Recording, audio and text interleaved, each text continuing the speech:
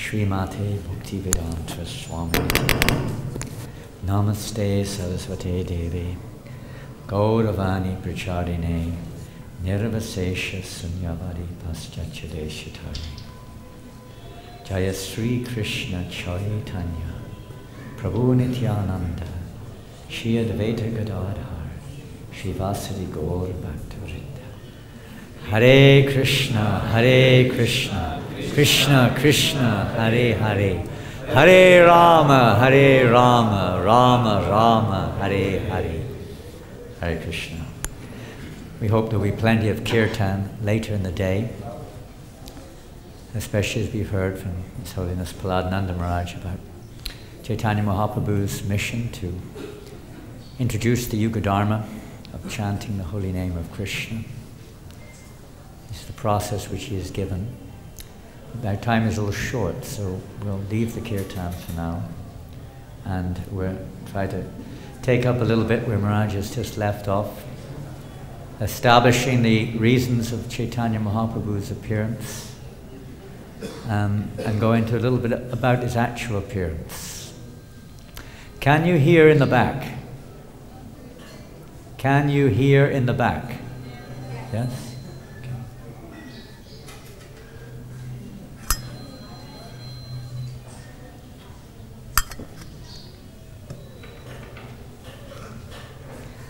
You may know that this year is the 500th anniversary of Lord Chaitanya Mahaprabhu's coming to Vrindavan. He came towards the end of the year, presumably towards the end of this year. This year is also very significant. It's the 50th year of Srila Prabhupada's coming to the West to preach the message of Lord Chaitanya. It's a very special year. So we'd just be probably off to get later on. Can you open that? I'll show it later. So we're going to read a few invocation prayers to invoke auspiciousness, begging for your blessings. We may speak a few words in glorification of Sri Chaitanya Mahaprabhu's appearance on this holy day, very holy day. This Gaur-Purnim festival, which was inaugurated in Keturigram by Srinivas Acharya Narottam Das Thakur Mother Janava, specifically to bring all the Vaishnavas together to create unity. This is the mission of Chaitanya Mahaprabhu's Sankirtan, to bring union between ourselves and the Lord and unity amongst ourselves. I'll begin with a few verses from the Chaitanya Charitamrita Adi Lila. Some of these were chanted a few days ago, just a couple. Vande Shri Krishna Chaitanya Nityanando Sahodito Gurudaye Pushpavanto Chitra Shandotamanado. I offer my respectful obeisances unto Sri Krishna Chaitanya and Lord Nityananda, who were like the sun and the moon. They have arisen simultaneously on the horizon of Goda to dissipate the darkness of ignorance and thus wonderfully bestow benediction upon all.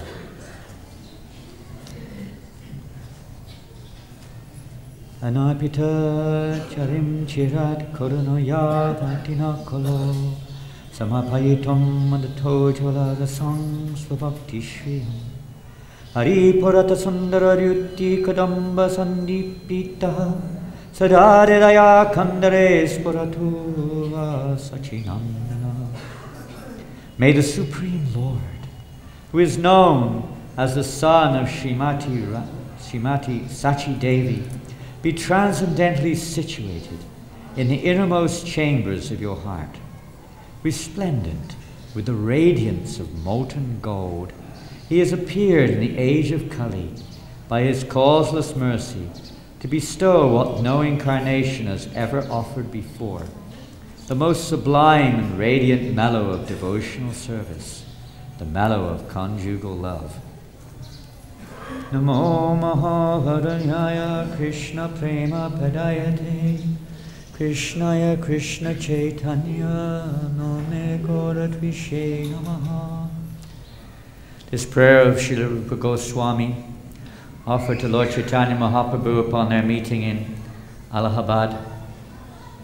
Prayag. There he offered this prayer to Lord Chaitanya, that you are the most magnanimous of all the forms of the Supreme Lord. You are giving what no other form of Godhead has ever given freely, pure love of God. When Krishna came, he demanded surrender. Lord Chaitanya Mahaprabhu simply said, take. He's showing us the process of surrender. In this Kali Yuga, it is very, very hard for the living entities to surrender. 500 or more years ago, in Navadvip, at that time, Navadvip had become a great seat of learning. Thousands and thousands of scholars had assembled in Navadvip to study Nyaya, logic, Shastric, Vedanta. They were mostly on the platform of speculation, on the platform of knowledge, not interested in bhakti. Very few devotees were there. Hardly the name of Krishna was to be heard. At that time, the devotees who were there in Navadvip were feeling very distressed, seeing the condition of humanity. What to speak of now, as we've just heard from Maharaj, how fallen the situation this world is in. 500 years ago, many of the vices of today were practically unheard of, but still the devotees were seeing the condition of the world being very pathetic, very fallen, very distressful. This Kali Yuga. They were trying to gather together in the house of the Advaitacharya to glorify Krishna. Most of the people were Shaktas, worshippers of the energy of the Lord. They were disturbed by the devotees, especially when they would perform kirtan. They would even threaten them that if you carry on like this, especially Srivas Thakur, who was living in Mayapur, we will throw your house into the Ganga. If you carry on like this, chanting loudly these names of the Supreme Lord, then the Muslims, they may come here and arrest us all and cause havoc. The devotees were being harassed. Sometimes today Prabhupada says the same thing is going on. The devotees were very disturbed by all of this, what to do. On approaching Advaitacharya, Advaitacharya became very enraged. Well, at first he was feeling greatly compassionate for the situation. My Lord, we see that in this age, no one is interested in chanting your holy names. Everyone is involved, everyone is desiring material sense gratification. Nobody is serious about Krishna consciousness. What can be done? He was lamenting. Only if you, my Lord Krishna Chandra, can appear in this world somehow or another and deliver them. But how in this age of Kali will you appear? He was lamenting like this. I know, he thought, I will worship my Lord by offering a palmful of Ganga Jal with Tulsi Mala, Tulsi leaf. I will offer this to my Lord, and I will petition him with all humility to appear in this world. In this way, Advaitacharya was praying to the Lord, please, my Lord, please shower mercy upon the living entities of this Kali Yuga. At that time, when the devotees were being harassed, they approached Advaitacharya. Advaitacharya became enraged. Listen, Gangadhar. Listen, Shivas. Listen, Shuklambar. If I am not able to induce my Lord to appear in this world, to bring this to an end and introduce Krishna consciousness in this world, then I will assume my four-armed form. And with my disc, he said, I will sever the heads of all of these demoniac people. But then he again calmed down. Oh, my Lord, what can I do? I am also sinful. You are an ocean of love and mercy. Please, please appear in this world and shower your mercy upon all the living entities. This way Advaita Acharya was praying and praying for the Lord to please come. It's the will of the devotees to see, as Maharaj just mentioned, that Krishna's pleasure ever increases. And preaching Krishna consciousness means to increase Krishna's pleasure.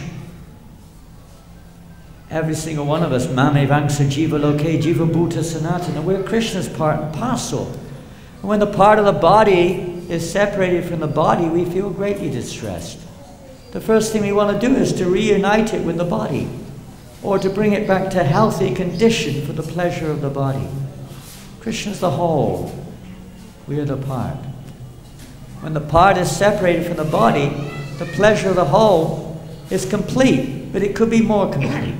So preaching is to bring the conditioned souls, in that sense, to reunite them back with Krishna. And that's the will of the devotee. It's Krishna's pleasure which is their driving force. How to increase Krishna's pleasure? By bringing more souls back to their senses, to reunite them with Krishna for his pleasure. So Advaita Acharya was in this mood.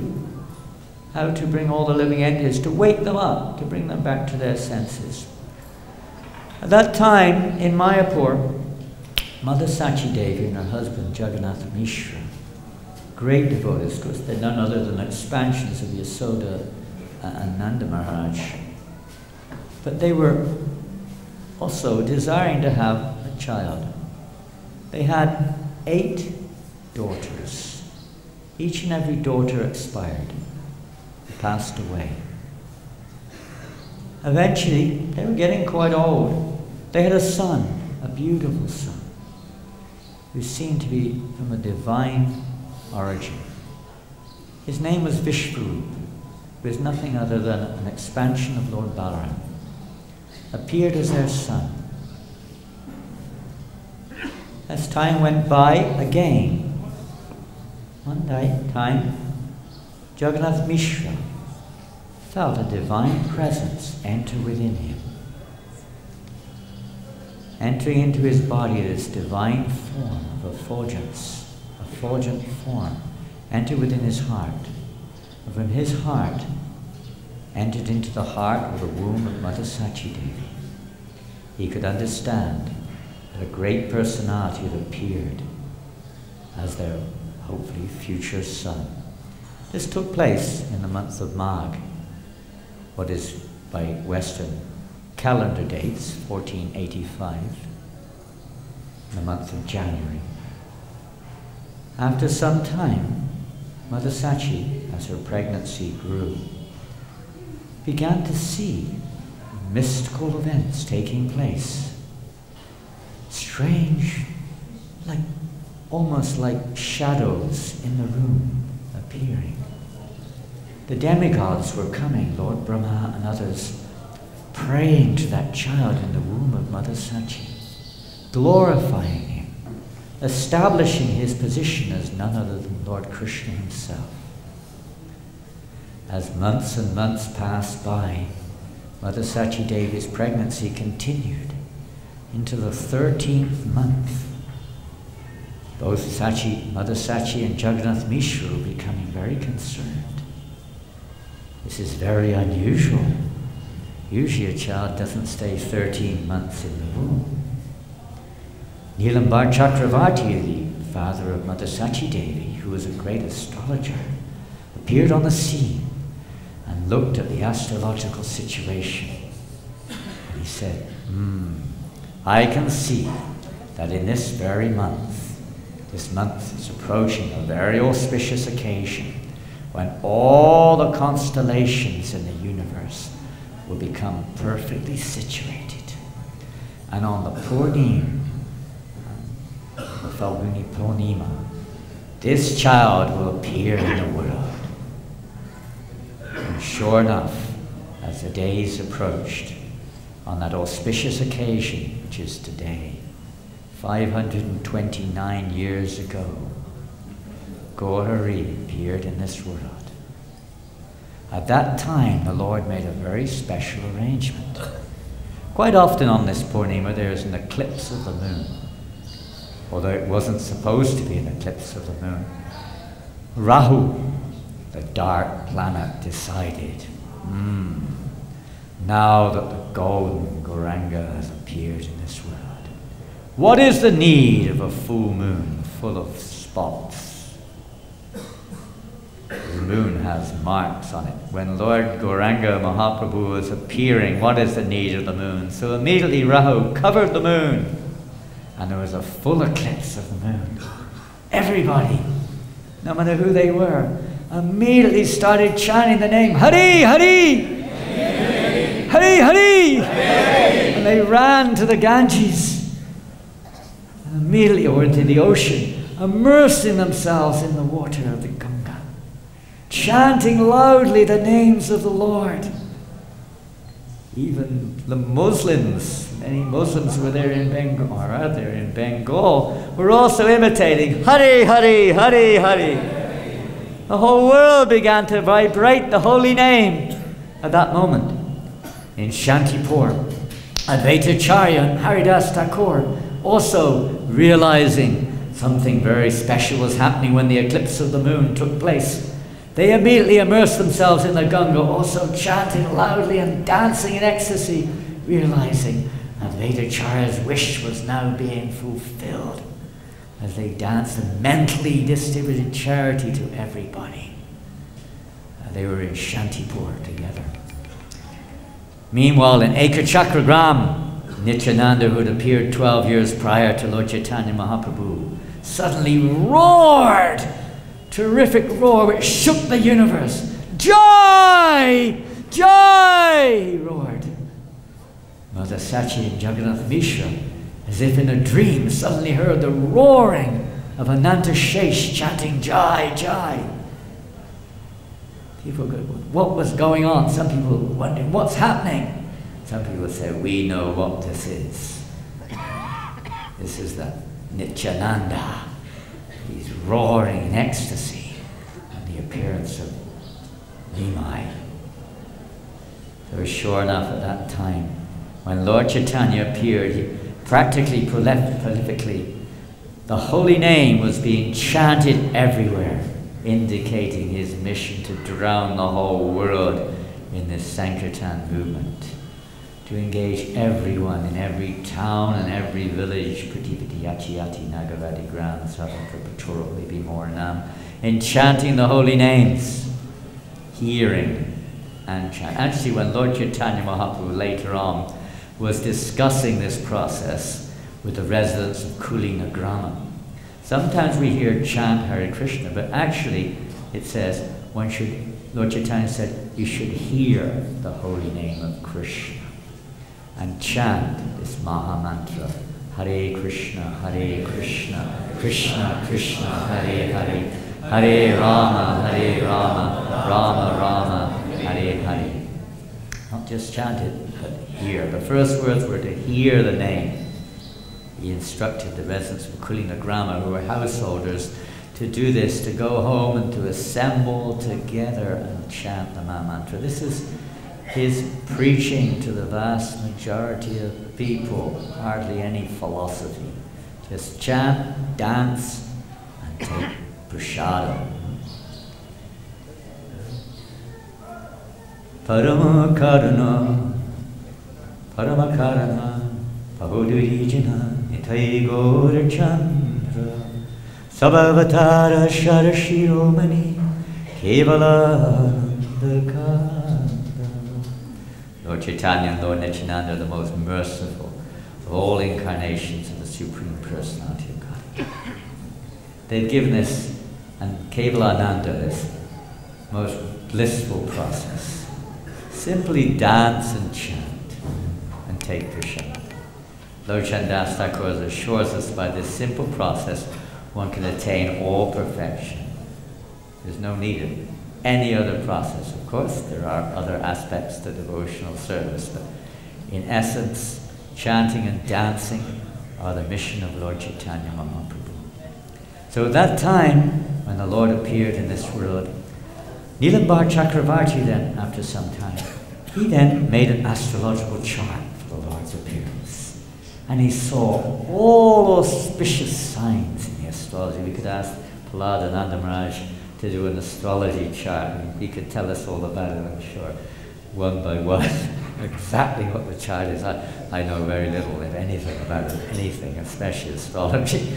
Anyway, the astrology chart was almost incomparably perfect. And after a little while, he said, and there was a prediction actually at that time in Bengal that very soon a great personality would appear in this world and he would become the king of Bengal. And so when Nilambar Chakravarti saw the astrological chart, he said that from this reading of this chart, I can see the characteristics of this child far exceed any king. Far exceed any king. In fact, there is no limit to the good qualities which I perceive in this reading. In fact, this child far exceeds Brihaspati in intelligence. Very, very soon he will manifest all wonderful qualities in this world. At that time, there was one very, almost, let's say, incognito, unknown Brahmin appeared on the scene. Who he was is not mentioned. When he appeared there, everyone could see he was very effulgent. He came before the child. The ladies of the house named that child Nimai. He was born, as we know, under the neem tree. And for protection, they were hoping that no ghosts or spirits would ever affect the child. They gave him the name Nimai to protect him from all unfavorable circumstances. So at that time, this great Brahmin, he came forward and said, this child is none other, none different than Lord Narayan. Very soon, he will re-establish all the principles of religion. He will wonderfully preach Krishna consciousness and deliver all living entities in this world.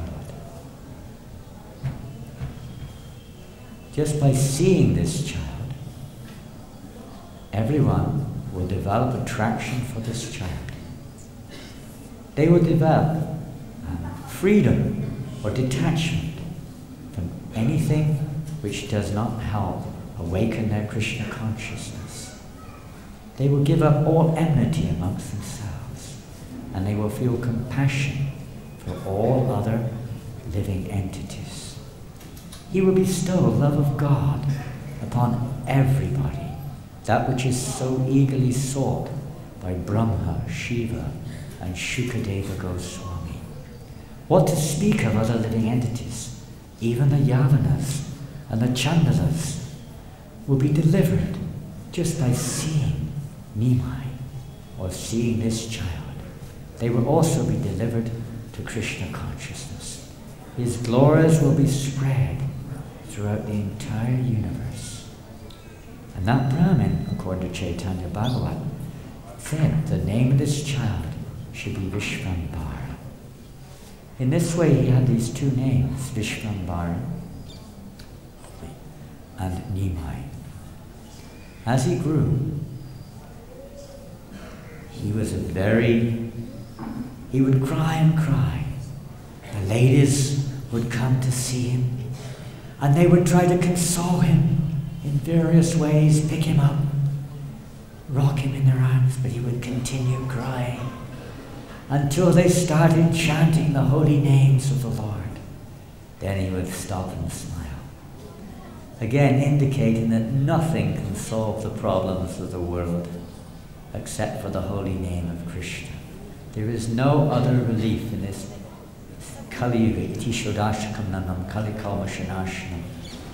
There is no other, let's say, way of relieving the conditioned souls in Kali Yuga.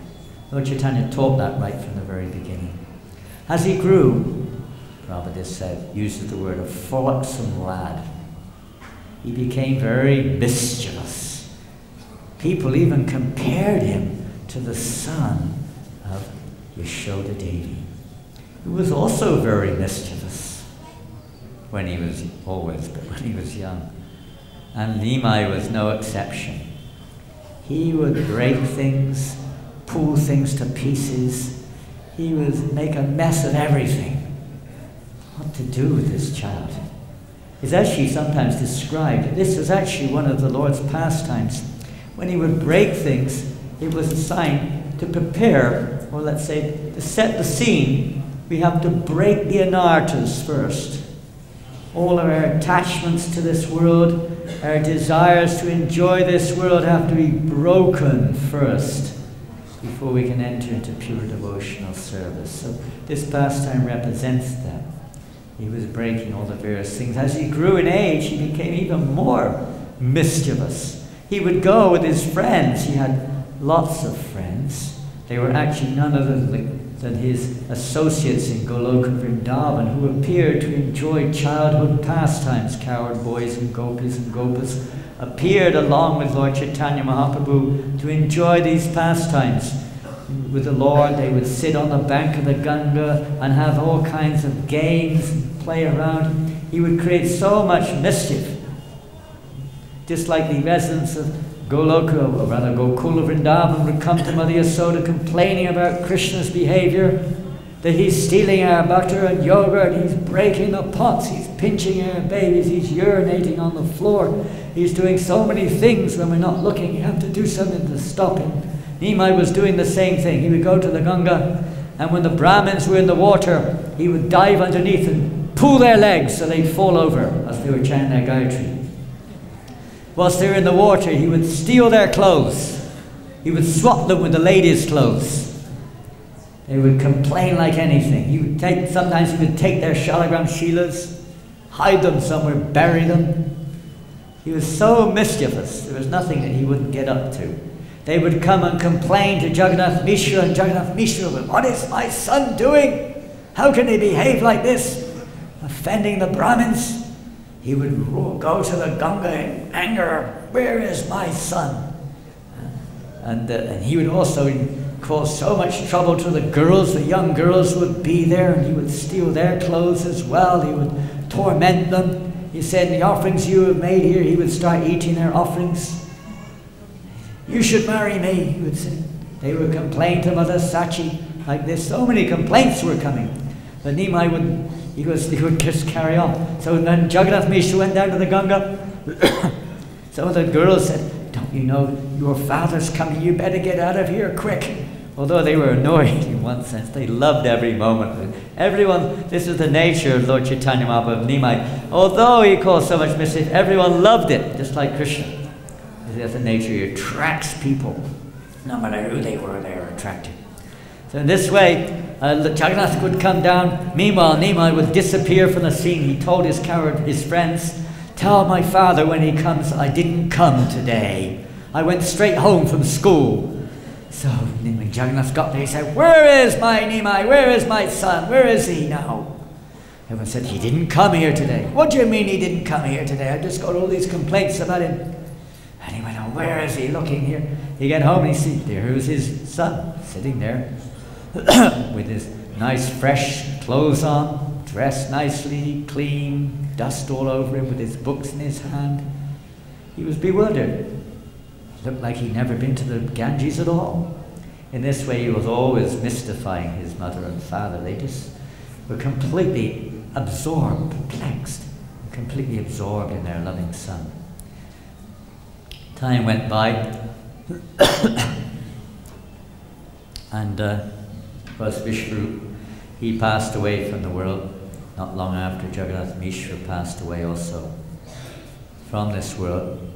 And Lord Chaitanya, he became very much absorbed. He became very absorbed in scholastic studies.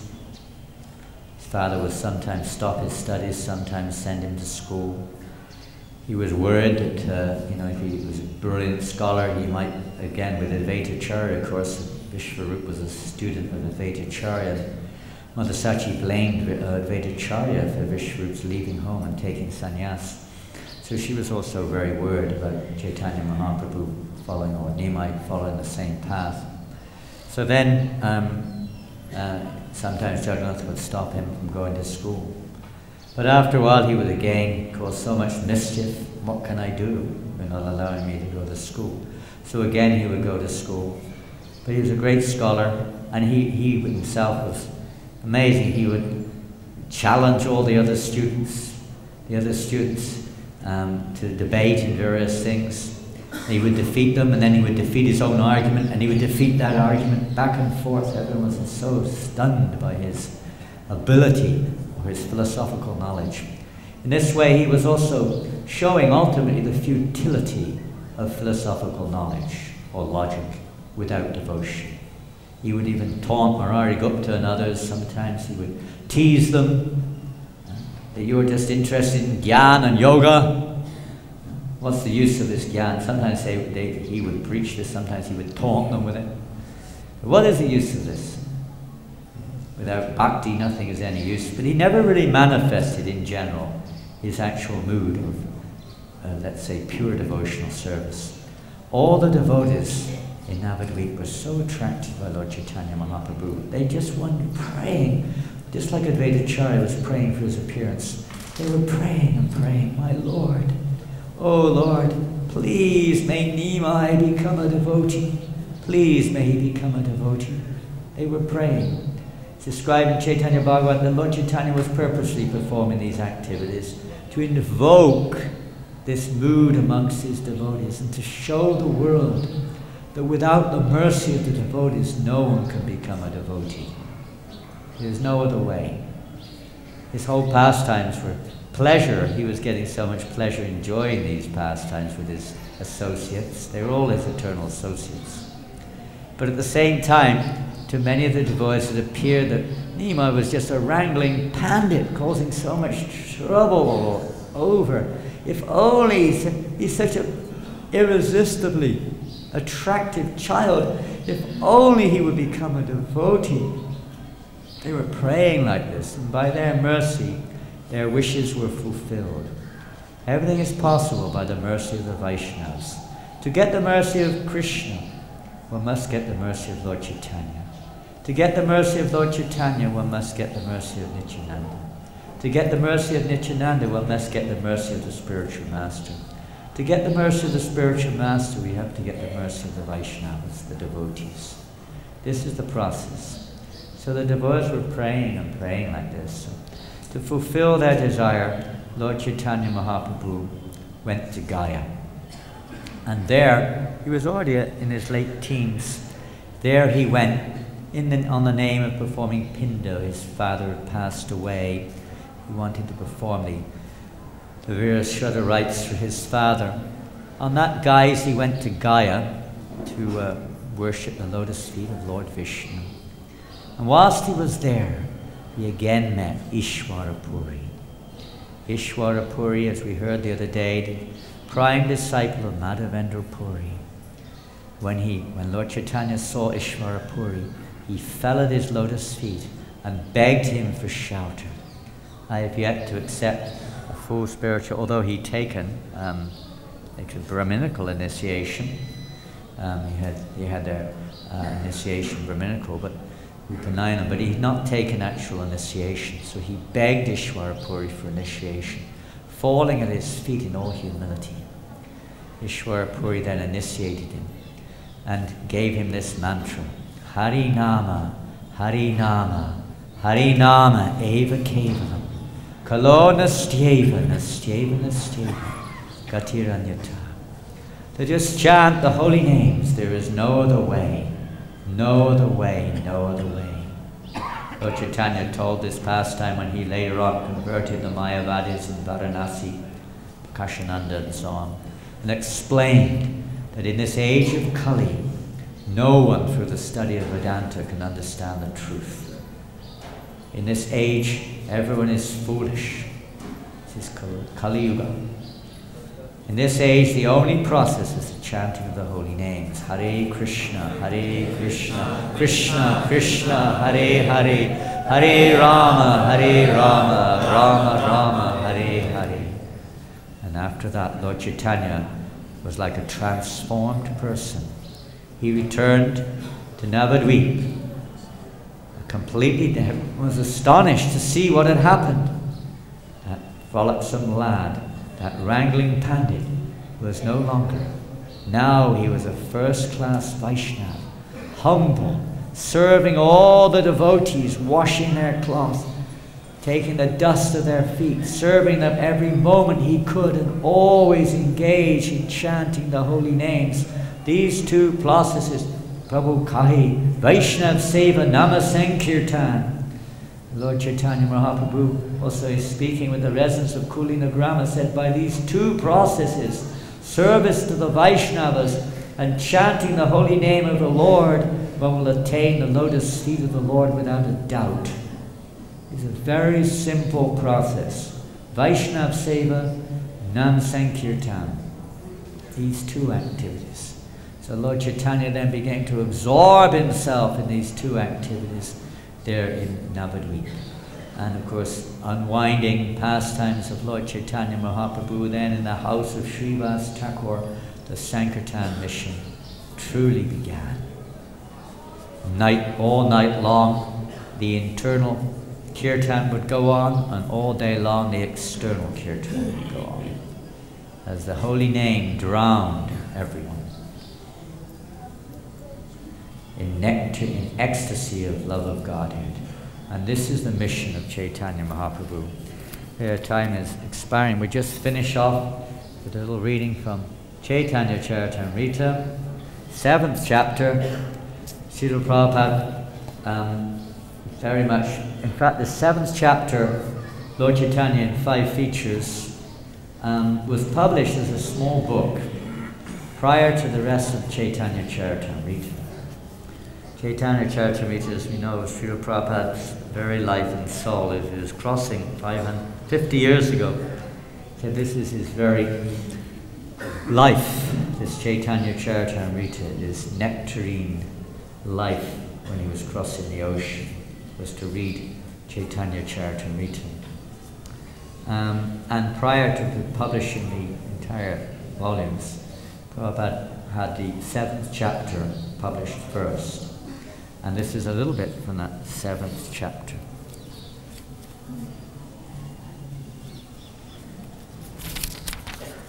I'll just read the English. The internal devotees or potencies are all eternal associates in the pastimes of the Lord. Only with them does the Lord advent to propound the Sankirtan movement. Only with them does the Lord taste the mellow of conjugal love. And only with them does he distribute this love to people in general. The characteristics of Krishna are understood to be a storehouse of transcendental love. Although that storehouse of love certainly came with Krishna when he was present, it was sealed. But when Sri Chaitanya Mahaprabhu came with his associates of the Panchatattva, they broke the seal and plundered the storehouse to taste transcendental love of Krishna. The more they tasted it, the more their thirst for it grew. Sri Panchatattva themselves danced again and again, and thus made it easier to drink nectarian love of Godhead. They danced, cried, laughed, and chanted like madmen, and in this way they distributed love of Godhead.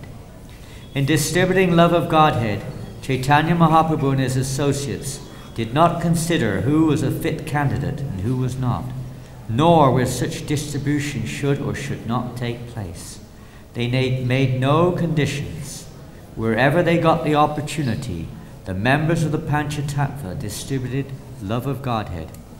Although the members of the Panchatattva plundered the storehouse of love of Godhead and ate and distributed its contents, there was no scarcity, for this wonderful storehouse is so complete that as the love is distributed, the supply increases hundreds and hundreds of times.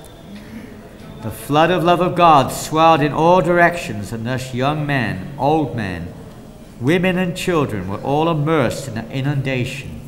The Krishna consciousness movement will inundate the entire world and drown everyone, whether one be a gentleman, a rogue, or even lame, invalid, or blind.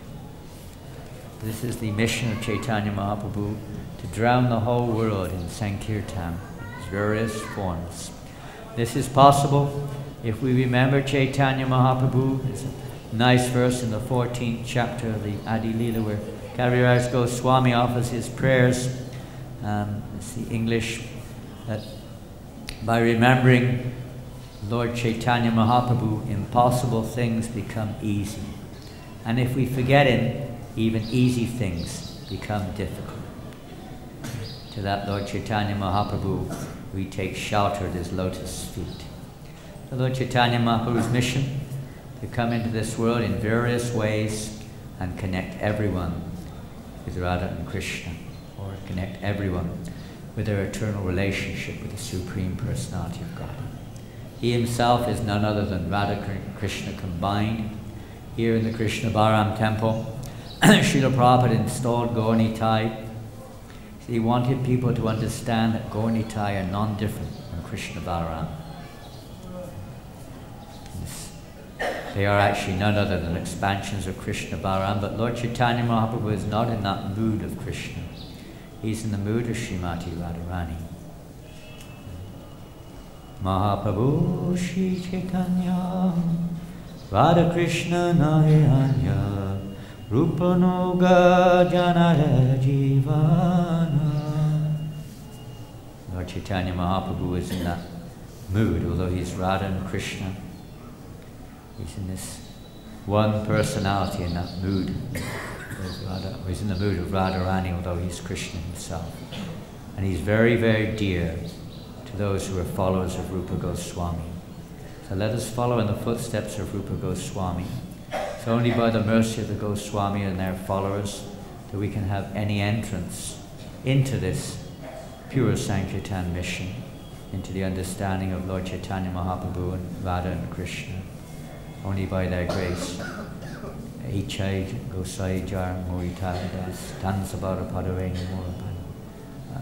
Ichai Gosai Jabi Morapantagras.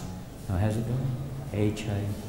Anyway, by the mercy of Rupa Goswami and the 6 Goswamis only, can we understand the transcendental pastimes, Yugala Priti, the wonderful pastimes of Radha and Krishna.